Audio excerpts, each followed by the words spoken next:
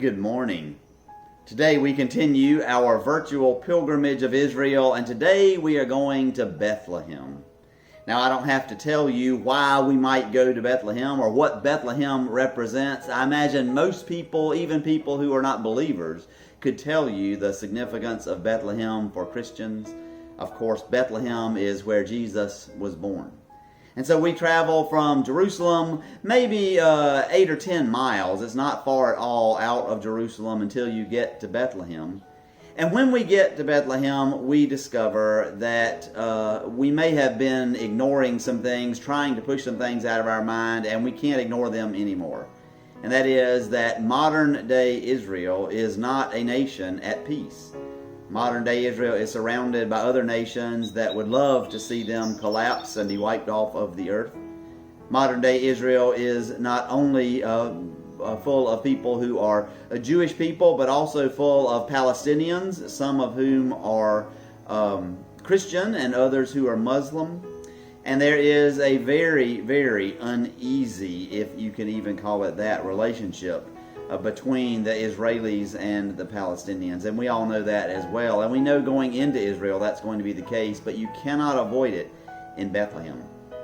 A number of years ago, during one of the intifadas, the uprisings where the Palestinians were demanding their rights, demanding that they be treated better by the Israeli government. And you should know that on a passport, if a Palestinian is living there in Israel, they get an Israeli passport, but in their passport there's a big 2 in it, designating that they are a Palestinian. And so Palestinians are literally second-class citizens in Israel.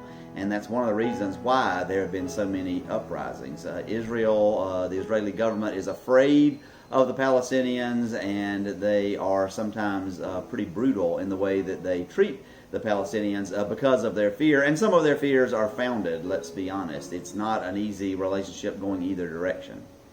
So you arrive in Bethlehem, and if you've been trying to avoid seeing some of the difficulties that go on in Israel, that disappears when you get to Bethlehem.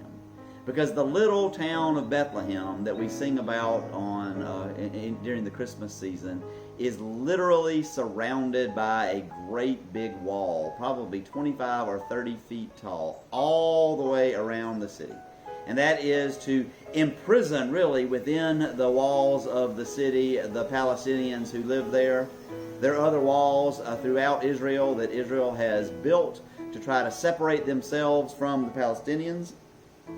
And those walls have worked in many ways. There are not bombs going off in cafes or on buses in Jerusalem and elsewhere in Israel as they once did.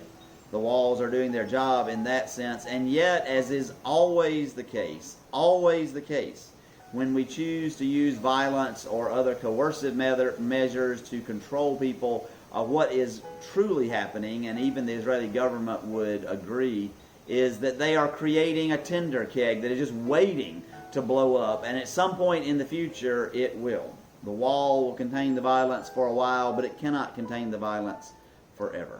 And so you get to this huge wall in Bethlehem, and the bus stops, and if your tour guide is Israeli, the tour guide has to get off. Nobody who has an Israeli passport with the number 1 in it is allowed inside of Bethlehem because the authorities are afraid they might be kidnapped.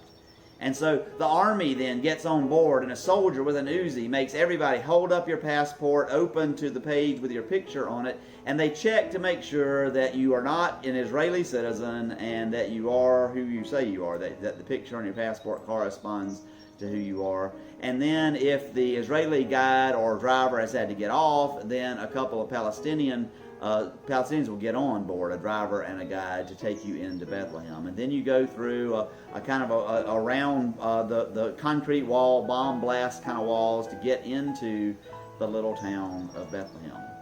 For somebody like me who has lived a relatively sheltered life, that was pretty unsettling, pretty jarring. Kind of threw me off a little bit from my sense of I'm a pilgrim coming to draw closer to God. The bus goes over to the Church of the Nativity, and it is one of the oldest churches that there is. There is a floor in the subfloor kind of in the Church of the Nativity that it goes back even further than the Church of the Nativity goes. It also is the floor of a church, and it has this beautiful mosaic in it. And of interest to me was that as just a decoration in the mosaic, there are some swastikas. And obviously it was built thousands of years ago, 1,500 or more years ago. It had nothing to do with German Nazis, but it is kind of odd to be in Israel and see swastikas as decorations on a floor. When I was there, I was not able to go down into the grotto to see the traditional site of the birth of Jesus. The line was just too long that day, and we didn't have time. But you may have seen pictures elsewhere. It is surrounded by gold and silver and lamps and incense, and really looks nothing like it would have looked on that night all those many, many years ago. My favorite part of Bethlehem was the shepherd's fields, because you can go to the shepherd's fields and kind of look across, and they still are fields, still sometimes I think used to graze sheep. All these thousands of years later, 2,000 years later, they still look probably pretty much like they looked on that night that the shepherds were visited by the angels and then went into the town to see what it was that the angels had told them about. When we were there, we also found, really, we weren't told about this, we just kind of wandered into it as we were wandering around the fields, a cave that was dug out of the side of the hill, obviously a little stable dug out of the side of the hill, dug into the cave. The wall of the cave was a manger there that obviously they could store or put hay or other food there for the animals. And it was so neat to be in there, because that certainly had that sense, that feeling of what it might have truly looked like where Jesus was born. And we knew that although that wasn't almost certainly the site, it certainly was very, very close to the site, and that was a wonderful time. But being inside this walled city and talking with some of the residents who are very angry and very upset, and they feel like, and they are being treated in very, very harsh ways. One of the men that I bought a couple of things from actually was a Israeli Palestinian citizen, and also had dual United States citizenship.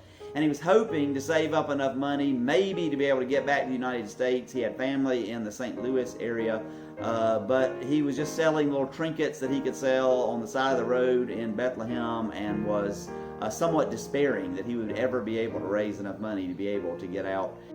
Trying to reconcile this place where the birth of our Savior was, and this wonderful event happened, and yet this place where all of these horrible things are happening, going both directions. Walls put up to keep other people from bombing buses or cafes, and then so many innocent victims, people who had nothing to do with that, having to suffer because of that. And even on both sides, Israeli citizens not able to come into Bethlehem, and people in Bethlehem basically being imprisoned in there.